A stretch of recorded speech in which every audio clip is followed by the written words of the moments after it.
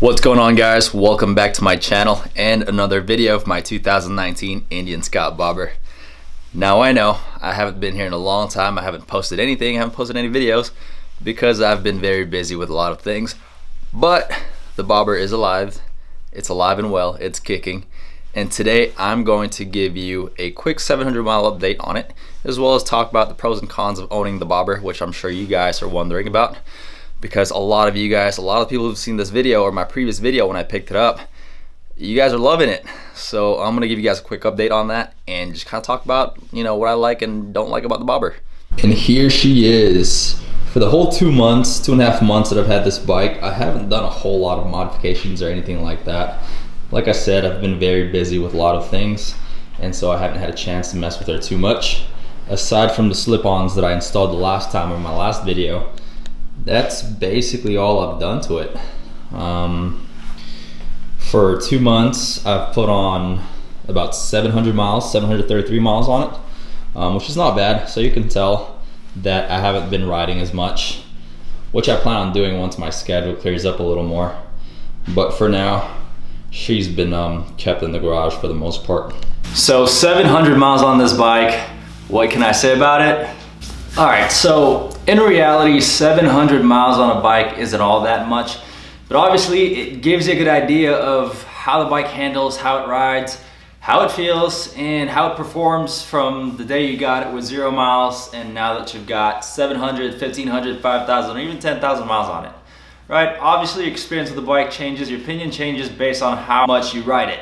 After 700 miles on this thing, what do I think? I love it.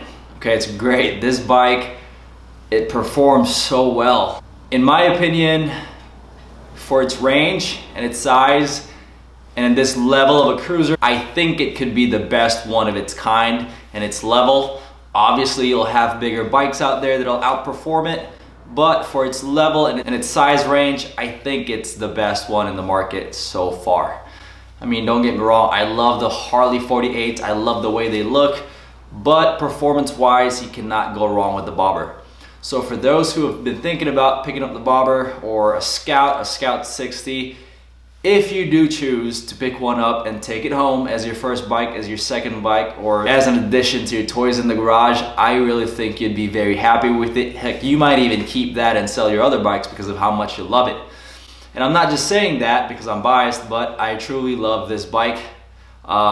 Indian really did well putting this bike together. Aside from a few things like preference and stuff like that, I wish that this bike came with a stock of at least 180 on the rear wheel or tire. Something about those fat tires kind of get my attention, and that's the reason why I wanted to break out in the beginning. But obviously breakout is another $5,000 to $10,000 more than the Bobber, which at this point I'm not mad about because the Bobber is a freaking hell of a bike. Okay, I think the stock rear tire is 160, and with the stock wheels, depending on the brand, you can go up to 180 without any modifications, which I think will be my next mod to this bike once I clear my schedule up a little more and have more time to mess with it. So pros and cons of this bike, man, pros, the whole thing is a pro. No, okay, so I'm more of a looks guy rather than performance, but I do appreciate a bike that performs well. But overall, the bike, I love how stocky it looks. It looks bulky. It fits me in my appearance. I love the stockiness and the bulkiness of the bike, and at the same time, it's got a pretty good power band. If you're commuting out the streets or you want to cruise down the road at about 45, 60 miles per hour and keep it there, the bike will be happy to stay there. If you want to get a little rowdy and test it out and open her up a little bit, she has plenty more power to give if you're out on the road and you feel the need to go for speed. Obviously, we're talking about a cruiser, so it'll be fast for a mid-sized cruiser. It won't necessarily give you the speed, the rush that a power bike or a sports bike will give you, but like I said, for this size of a cruiser, for what it is, it's got plenty of power. Pros, again, looks. You can't beat it. Black on brown, vintage, not a whole lot of chrome. Can't go wrong with that. I love vintage, so that's my thing. Power band, like I said, plenty of power, but at the same time, it isn't intimidating. But the overall build of the bike If you're looking for quality, you cannot go wrong with this bike. If you were to compare this with other cruisers and stuff, this bike is very solid, very well put together. To me, it's just the perfect bike, straight out of factory with no modifications needed, aside from the big and stocky pipes that I already replaced, which you guys have seen in my last video. What else? Yeah, I mean, I can't, it's really hard to nitpick the good things about this bike because overall it is a very good bike. So moving down to the cons, I think these are more of a personal preference than anything because in reality, they're not that big of a deal, but they still exist. One, given that I love the breakouts and I love how they look, I really wish this bike came with at least 180 millimeter back tires. Even 200, that would have been perfect. But it comes with 160. So to me, that was kind of a slight little downside, but again, it's not that big of a deal because some people don't really like those big fat tires. I do. I've tried them. They don't handle very well, but they look good. Because like I said, I'm more of a looks guy more than performance, but I do appreciate a good performing bike. Next would be the shocks. The stock shocks, they're not really all that great, but they're not deal breakers either, okay? If you live in a place where it's really bumpy and the roads are crappy, then you're probably not gonna be happy with them because they're very stiff. And mind you, because of how low this bike is, which I'll get to in a second, it only has about 3 inches of travel in those suspensions. So if you hit a pothole or a bump or anything like that, you will definitely feel it.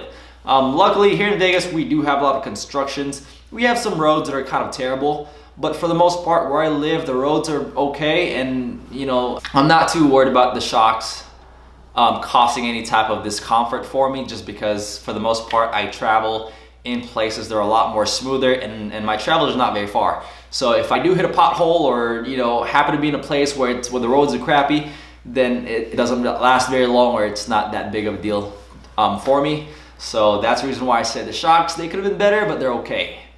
And like I said, I think it all depends on your personal preference and where you live and where you travel, where you ride the bike. And third, I want to talk about the ground clearance.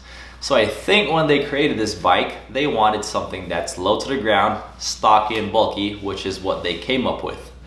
So I'm thinking, my opinion, that this bike, if you're somebody who's 5'8", and 5'10", I think would be the perfect height for this bike because I'm 5'11 3/4, 6 feet even.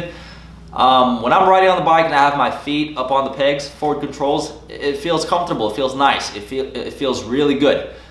But when I have my feet on the ground, I have so much slack in my legs that it's almost kind of sometimes hard to balance the bike because, not that it's heavy, but the slack in my leg, being unable to extend my legs fully, I find it hard to balance the bike sometimes. Not all the time, but just sometimes. But again, that's really not that big of a deal. You can throw in a Corbin seat or a Solo seat on there, which will raise up the height. And you can even upgrade the suspension, the shocks, and that would also raise the height up a little bit. But like I said, these are all personal preferences. They're not deal breakers, at least in my opinion. What else? I should have written all this stuff down. Like right now I'm just talking like at the top of my head. I should have written all this stuff down. So I don't know what it is, right? But this bike does not have a fork lock, and I just gave that secret away. So yeah, please don't steal my bike. The Canadian, I think, don't quote me on that, or the European version, they come with a fork lock, right? But apparently the US version do not, and that was pretty strange to me. And I didn't find that out until later, like after buying the bike. And I was like, what? Well, there's no fork lock to this bike? So somebody can just like literally drag it away. So that's kind of a bummer. But obviously there are things that you could buy to secure your bike, but it would have been very convenient and nice if it did come with a fork lock, because that would make things a lot easier. I think for the most part, that's about it. Like I said, this is a very well put together motorcycle. And if you do get it, you will have a ton of fun with it and you will not get bored. All right, so that being said, if you guys have any questions about the Indian Scout Bobber, anything about it at all, please leave a comment down below, leave your question. I know some people have asked before, what kind of helmet, gloves, or jacket do I wear? Maybe it's a good idea to answer these questions in a separate video. So if you guys have any questions regarding this bike or anything that I do with motorcycle or anything like that, just leave your question down below and maybe next video I'll do like a Q&A question about this bike, and everything I do that's motorcycle related I'll answer. Yeah, hopefully you guys like this video, this little review. I feel like it wasn't really that much of a review because I really can't say anything bad about this bike. You know, for those people who are, you know, giving me compliments about the bike, thank you. If you're thinking about buying this bike or thinking about getting a bobber for yourself, I highly suggest you go for it because you will not be disappointed. You will be a very happy camper at the end of the day that you have a bobber in your garage. But don't get it mistaken. If I do find a breakout, a Harley breakout, which one, I love those things. I love breakouts. They're a tad bit bigger than the bobber, and that's another big selling point for me. If I do find something that could be a potential even trade, I might do it. I might do it. I love the bobber, don't get me wrong, but those Harley breakouts, man, they're really good. I love the way they look, so that you can do so much more with them. But until then, I'm most likely going to keep the bobber and maybe even get another bike, maybe a sports bike like a cafe racer type or a naked bike, something. I love the cruisers, but I don't know. I think I might need more speed. So I'm gonna look around. I know the Yamaha SXRs are nice.